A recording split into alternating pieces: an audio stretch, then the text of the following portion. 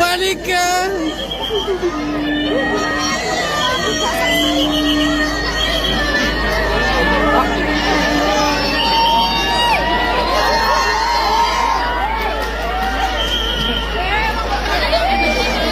Pak, jangan dorong-dorong, Pak.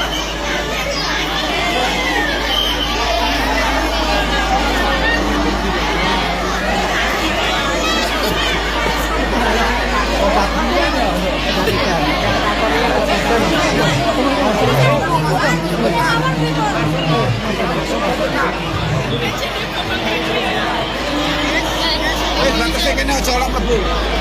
Hati-hati.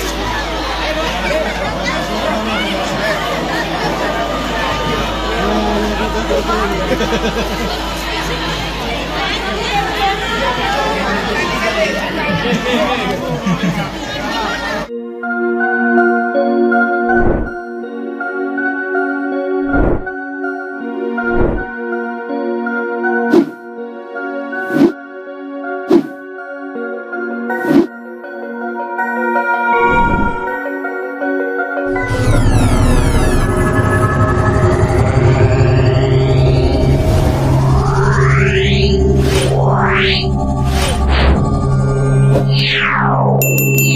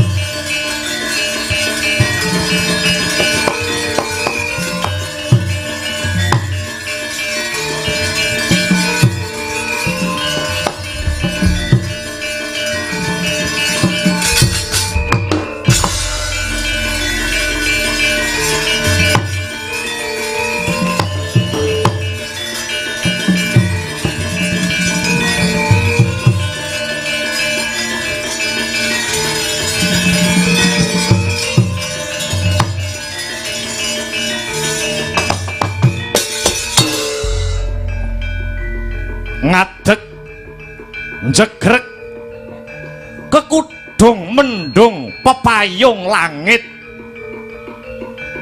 ngumbara ngumbar gagasan nenggih risang Raden Bratasena kaya tugu Sinukarta tegese kaya reca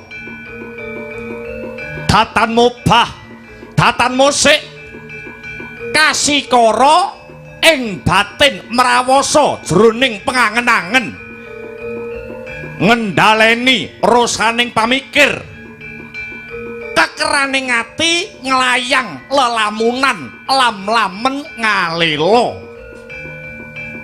nistaning patrap sanggya para sata Kurawa dene Ramaeka para Pandhawa ing pamrih cilik lara gedhe tumekaning pati lelakon kepungkur dadi seksi lelakon kepungkur dadi seksi kejeming ati angkara murka watake nista budine candala wong golek mulya kanthi dolanan nyawa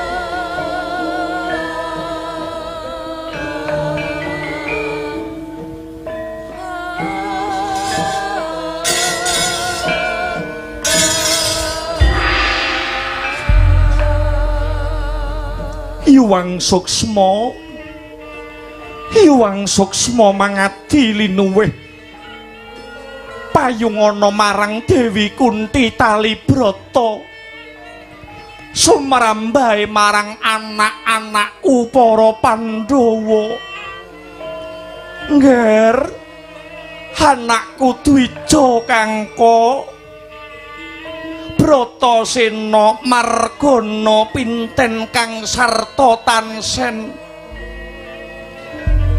ingkang angka sepisan ayo tak kanthi nderekake memuji rasa syukur marang purbaning Gusti ingkang ngakarya jagat dene nganti ripalungguhan iki aku kelawan kowe kabeh para Pandhawa isih ginanjar kawilujengan Bagas kang sarta waras. Inggih ngestakaken dawuh Kanjeng Ibu. Kunti ibuku ngestokake dawuh sumurupaya nang dina iki pun ibu lan jeneng sira kabeh para Pandhawa supaya mapan ana ing bale sigala-gala iki Mula kudu gedhekake rasa kaprayitnan lan pengati-ati. Senadyan to para sedulur-sedulurmu Kurawa janji bakal mbalekake separone negara Ngastina marang kowe. Negara Ngastina kuwi tinggalane wong tuamu kang wis nyuwarga. Ingkang sinuwun Prabu Pandhu Dewayana. Aja kok jagak-jagake banget yo nang. Aja kok jagak-jagake banget. Kekudanganipun ibu marang kabeh anakku. Anak-anakku para Pandhawa Bisawa mandireng pribadi. Aja gantungake marang paweweng wong tuwa kang wis murut marang kasedan jati. Anggone para Kurawa mrentah marang ibu lan kowe kabeh supaya bengi iki nginep ana sajroning bale sigala-gala. Pun ibu bisa maca glagat kang kurang prayoga tumrap kadang-kadangmu para Kurawa. Ingkang sajake ora lega penggalihe yen to kowe kabeh para Pandhawa isih meger-meger urip. Mula ana tetembungan sedya payung sadurunge udan pupur sadurunge benjut. Ngati-ati anggonmu ngadepi lelakon iki kang sarta linambaran rasa ikhlas lahir terusing batin. Tetep nyedak marang purbaning Gusti kang Maha Kawekas yo nang.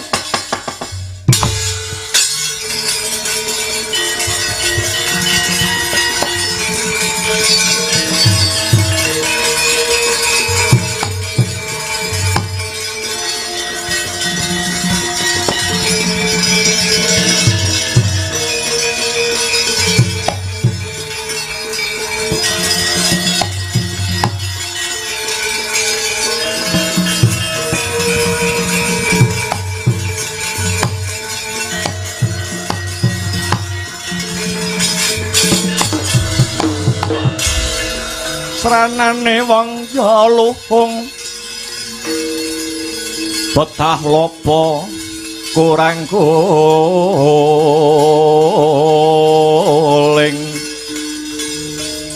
elinga salat jatmika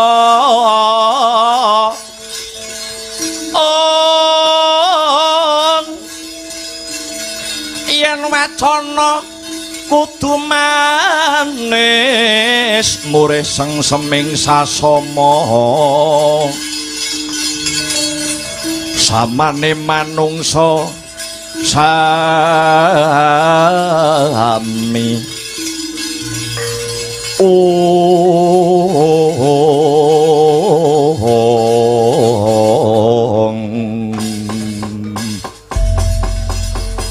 anakku uga meling. Aku uga meling marang kowe Bratasena anakku sing gagah dhewe. Jroning ratri iki kowe aja turu yo nang.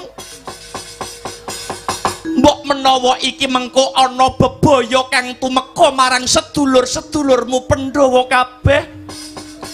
Jeneng sira anakku Bratasena, anakku sing paling gagah dhewe Bisawa Ambudidaya. Supaya kadang-kadangmu bisa luar saka bebaya apa wae. Iya Kunti ibuku ngestokake dawuhmu.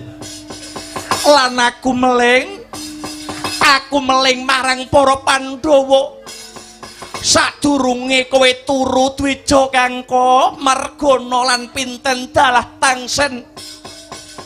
Nganggo tekad satriya tanah Jawa nyenyuwuna kelawan ingkang akarya jagat supaya Pandhawa tansah pinayungan rahayu nering sambikala ya nang.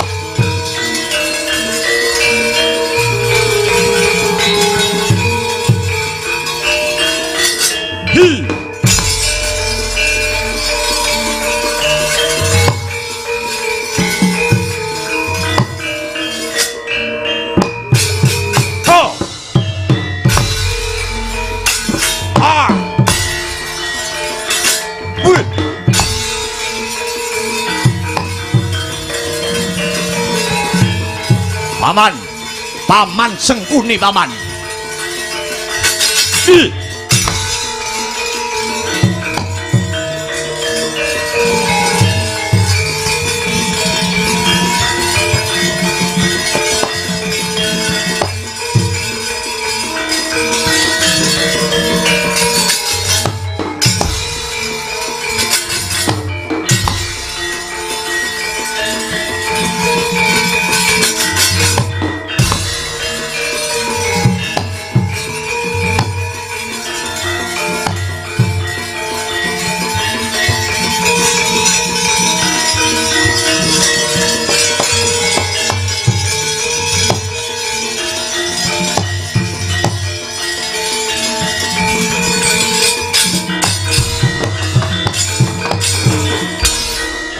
Dadi atur-tur miturut hanut sumarah mring Gusti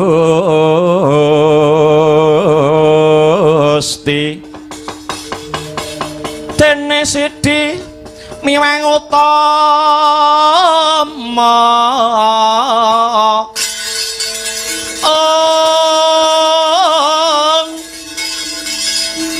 paninta ing praja adil bejo dadi bandara orina repan mring pro abdi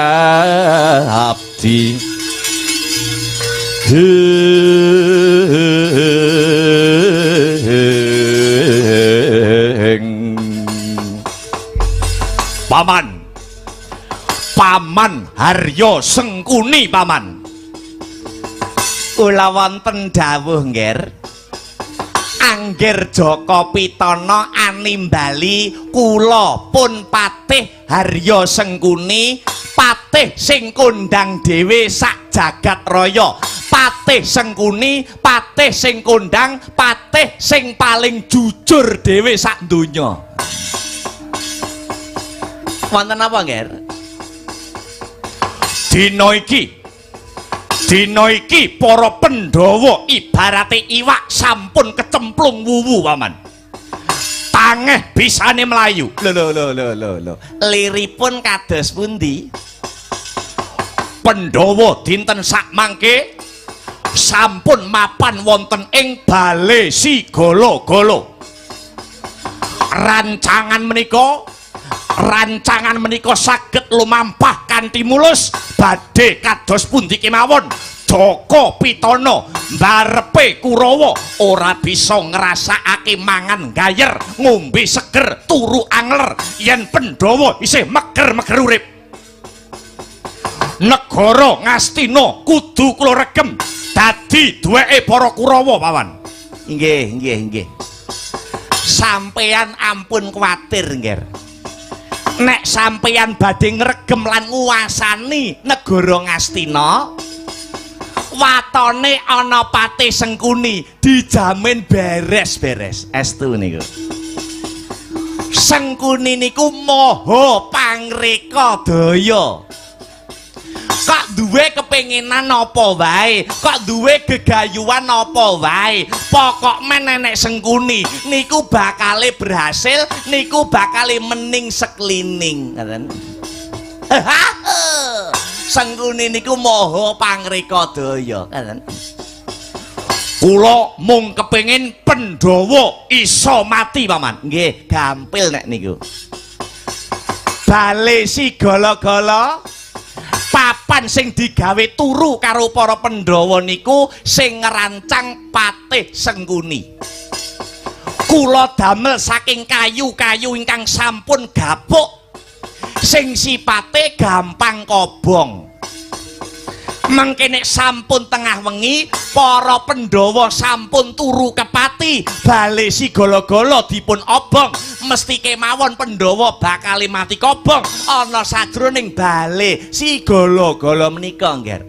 Ya matur nuwun Paman, matur nuwun Paman Harya Sengkuni. Nggih, sama-sama nggih, sama-sama. Lajeng niki mengke kula napa sampeyan sing ngobong bale si golo-golo. Lho mengke riyen ampun kesusu mangke mendak keseluruh temahane kleru. Sedaya niku kedah dipun petung kanthi jangkep, diteliti nganti permati nganti tekan jroning ati, digagas nganti kandas nganti tulusing tias, digonto nganti cetha nganti tekan jroning nala. Babakan niki ora kena kesusu, babakan niki ora kena kemrungsung ngoten. Lah lajeng sing sampean karepke niki mangke ampun ngantos kula napa jenengan ingkang tumindak ngoten. Menawi kula napa jenengan sing tumindak nek konangan karo aparate negara saged kotor asma kula kalih jenengan. Lajeng kersanipun kados pundi? Duit sakniki niku kuwasa ngoten.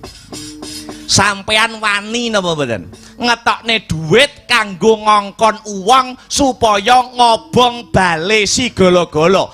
Kenging winastan nabok nyilih tangan. Wani napa mboten jenengan? Wani mawon, pinten kula kedah ngetokke biaya. Nyawane Pandhawa niku larang, ngoten. Cara duit sakniki pergundul niku digawe 5 yutonan. 5 yuta ping 5 ditambah ibuke Kunti Talibrata.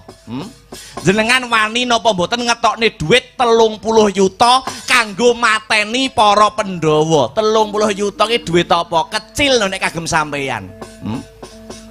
30 yuta nggih, murah niku ramene kaya kene kok.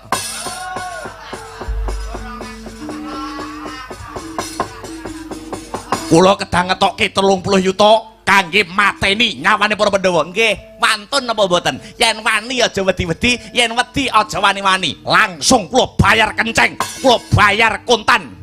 Mboten utang, mboten semaya. Niki wonten arta 30 yuta kangge mungkasi nyawane para Pandhawa. Kula mboten njaluk lho. Mboten. Niki sing ngongkon kula amrih Pandhawa bisa tumekaning pati. Niki tenan. Nggih, deal. Kula tampi nggih, mang tampi. Ingkang baku Pandhawa saged dumugi ning pralaya. Nggih, gampil niku. Lajeng benjang kapan? Benjang kapan bale si golo-golo papan turune para Pandhawa saged diobong paman. Tenang. Sampeyan nunggu kemawon. Sampeyan nunggu leyeh-leyeh karo jagongan. Ngaten. Sampeyan enteni benjeng-enjing barengi jago kluruk. Para Pandhawa sampun disiarke ning masjid. Mekaten, nggih. Lelayu, ngaten. Para Pandhawa. Niku benjang-enjing barengi jago kluruk pun mudyar nyawane Pandhawa. Nyumbangkaken paman. Kula ingkang badhe ngreka daya murih curnaning para Pandhawa ingkang atos-atos paman.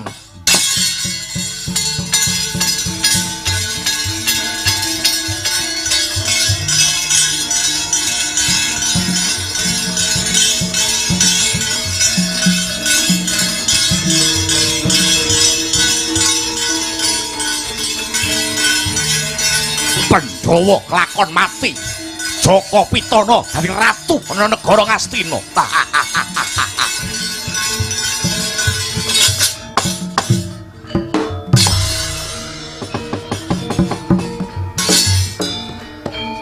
Wong penake bola-bali ora kaya Patih Sengkuni. Modal abab wae wis entuk 30 yuta. Kari golek pembunuh bayaran aku. Kari golek pembunuh bayaran kanggo ngilangi nyawane para Pandhawa dina sak mengko.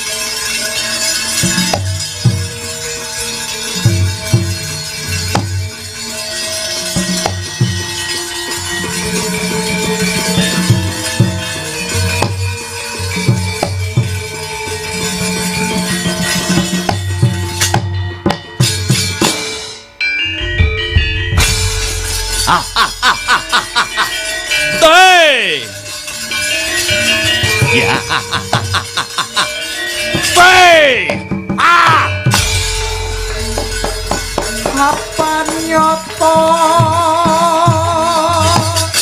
Hei ayo tidak tangkap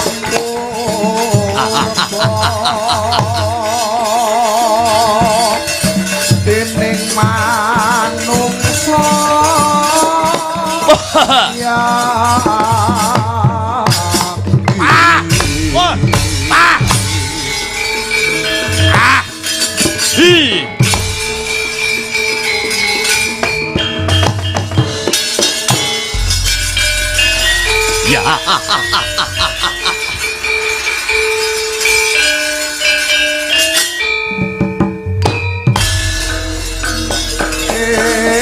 ingkang triprakara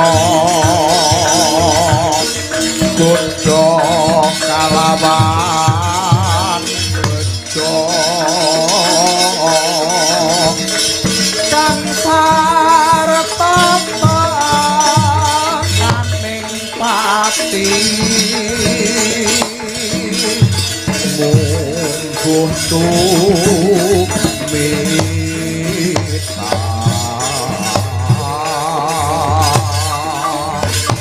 mungguh termongkoni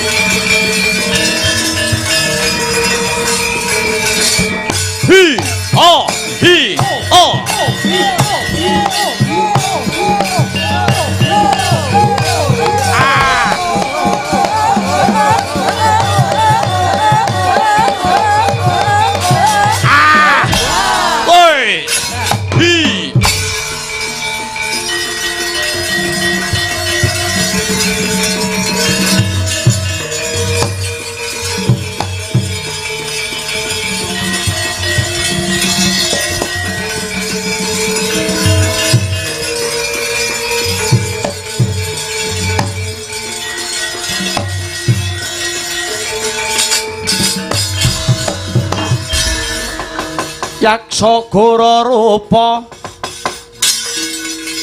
ore sedeng nalendra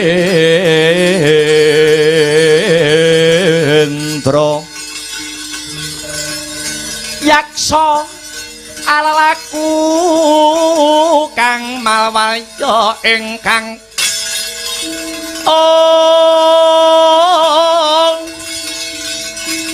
gambira marang ngise siyung metu Prabawa Gora mawalian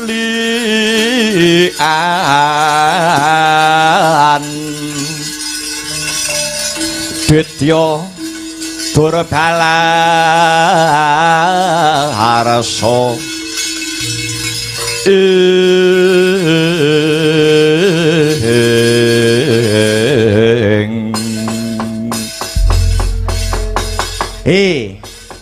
Purun Cana wonten tinimbalan ingkang adhawuh Raden Raden Harya Patih Sengkuni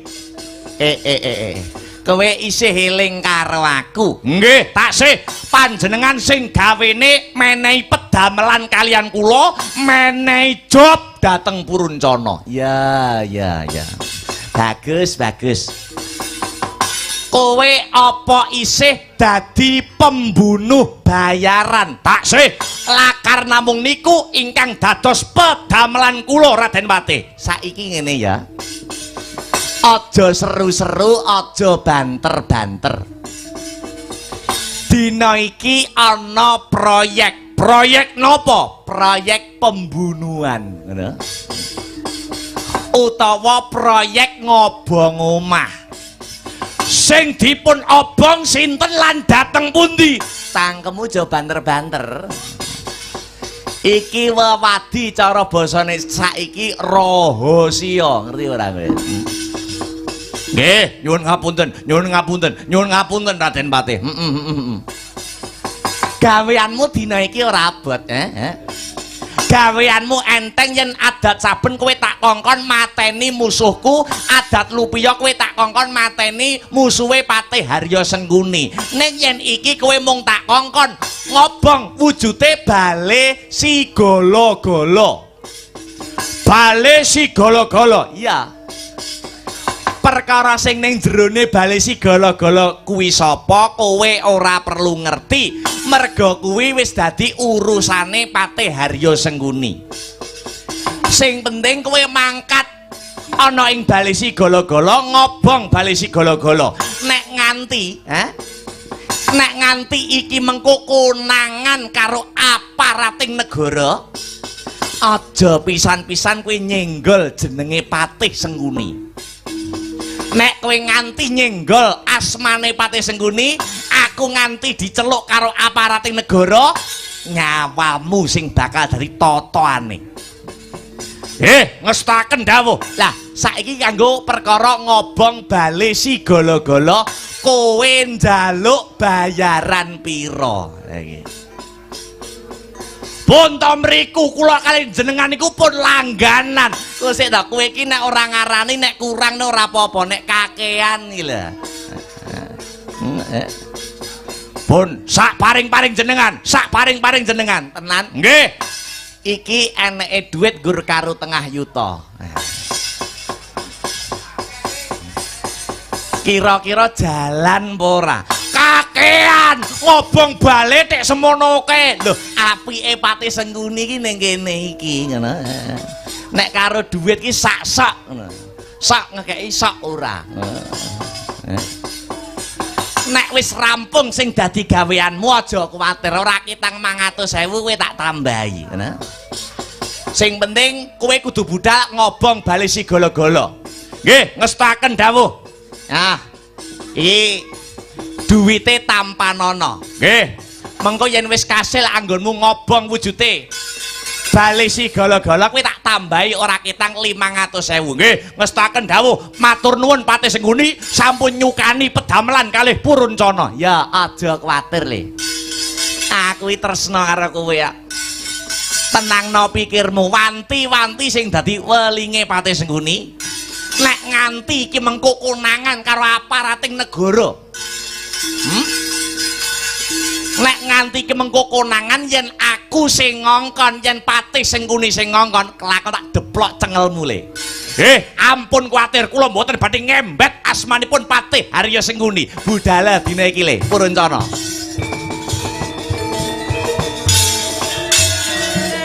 Kadangmu padha warahan den becik. Besok amandemo baris.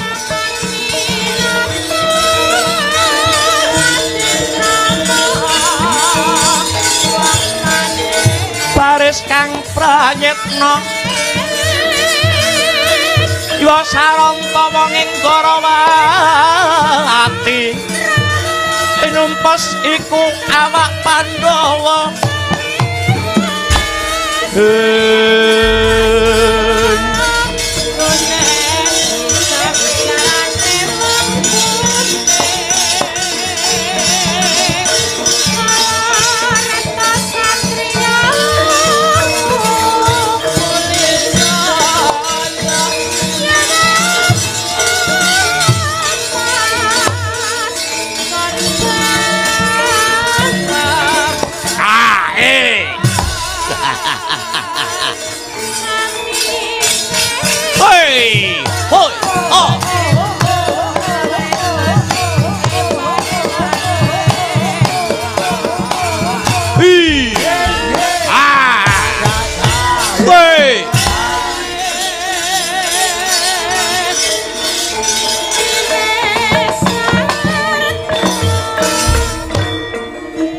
Wong kok gobloke ra umum.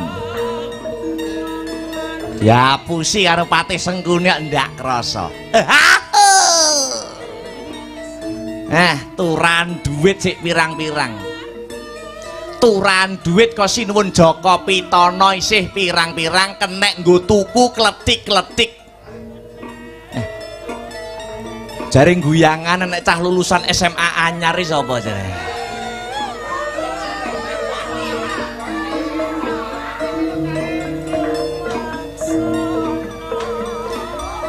Satu seket ya, mau mboten saged Raden Patih sakniku napa-napa mundhak, ya ampun.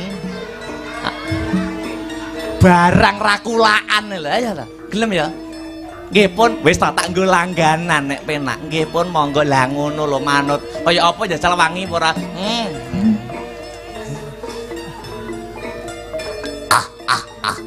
Gawean paling enteng ora kaya sing dilakoni karo Puruncana.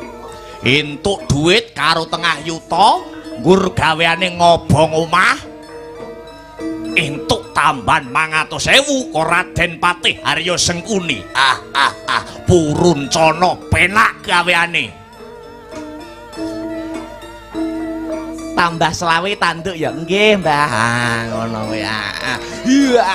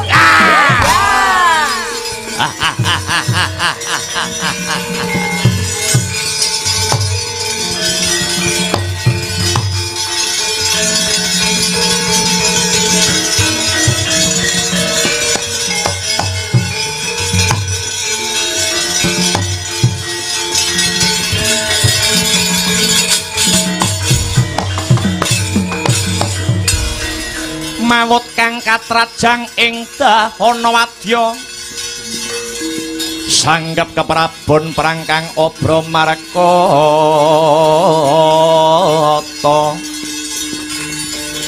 sanggep keprabon perang kang obro marakata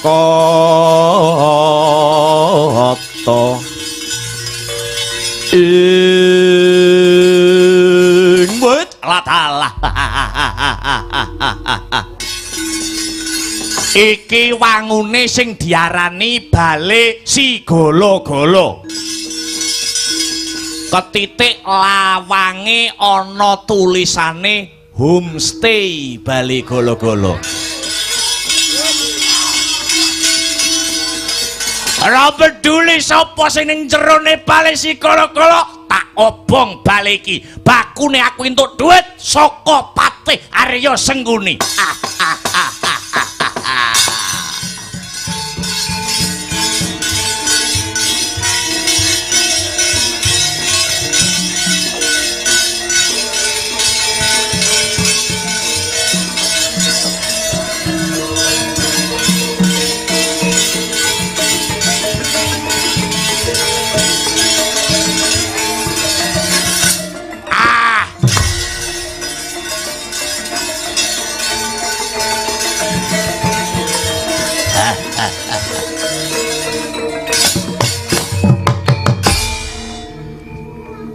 Mati dina iki kowe.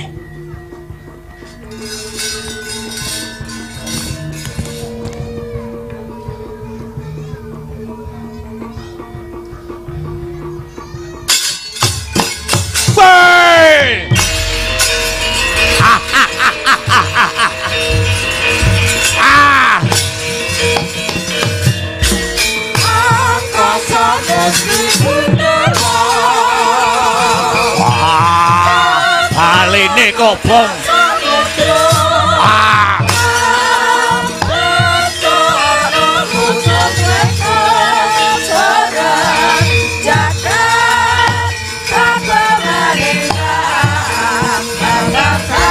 Mbok tangi, Mbok.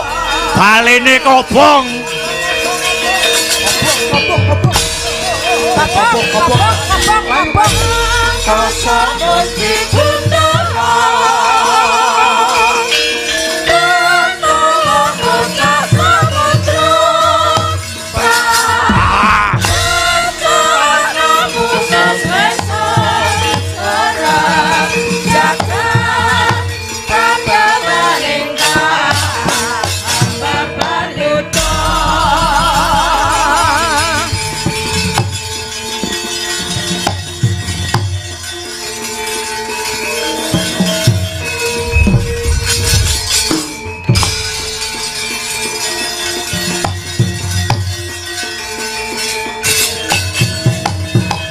Bratasena.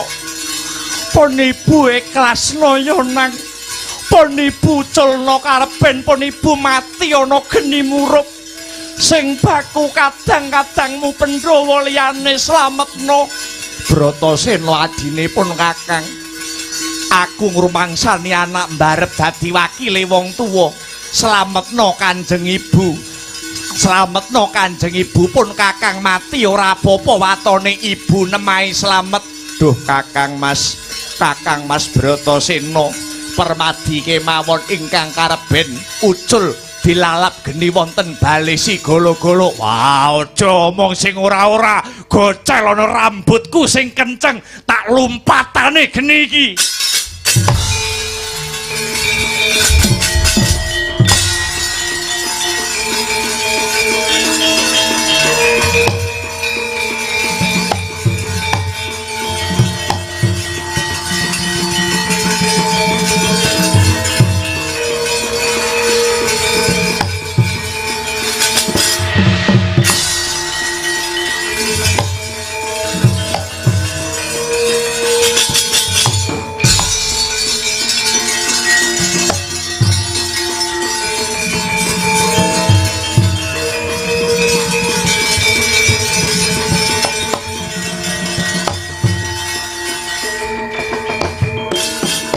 Kok mboten saged dangu, Mbah? Anu awakku ora patek fit iki mong. Wis kapan-kapan disambung neh ya. Nggih. Heeh, aku wis wayang tenan kok ora wae. Dah. Yo, tuwek karek mudar kakean polah. Wong wis tuwek ora golek dalan padang malah doyan jajan. Tuwek polahane. Ngantek gatel kabeh.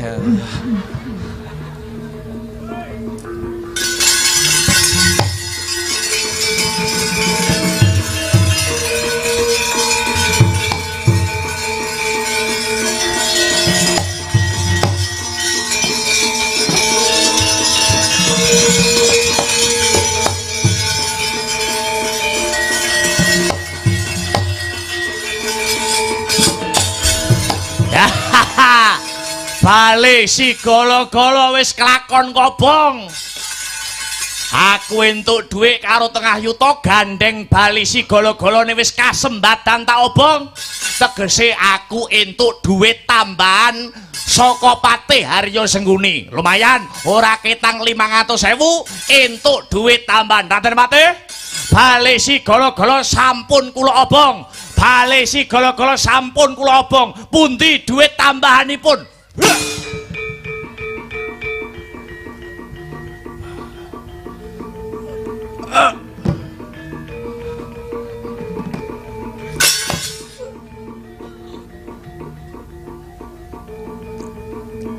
Cuk.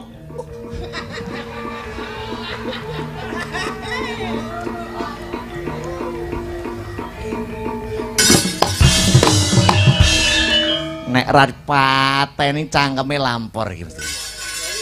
Ora wurung bakale ngembet asmane Patih Haryo Sengkuni sarjana seni.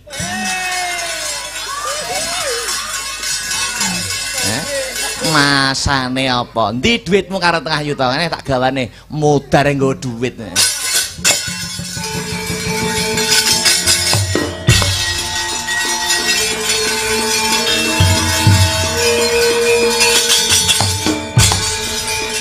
Sewaka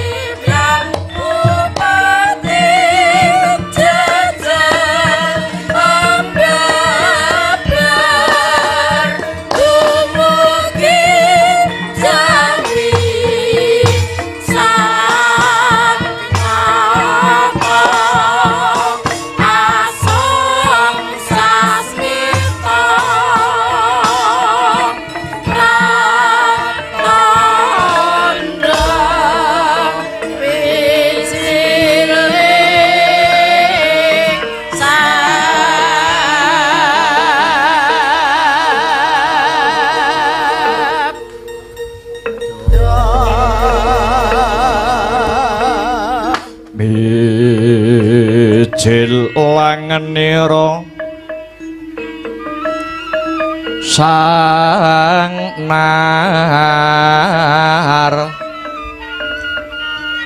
pati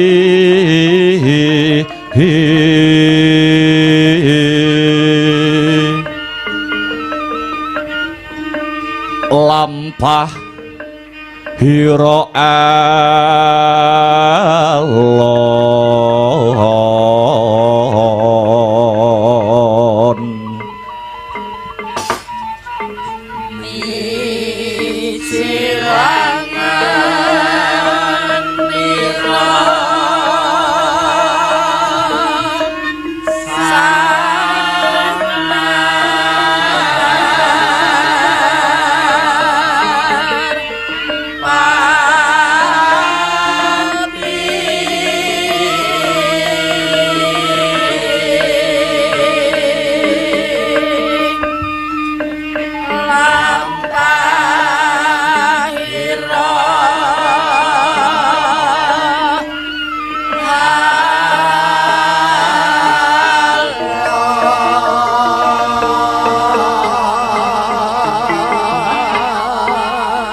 ginarabak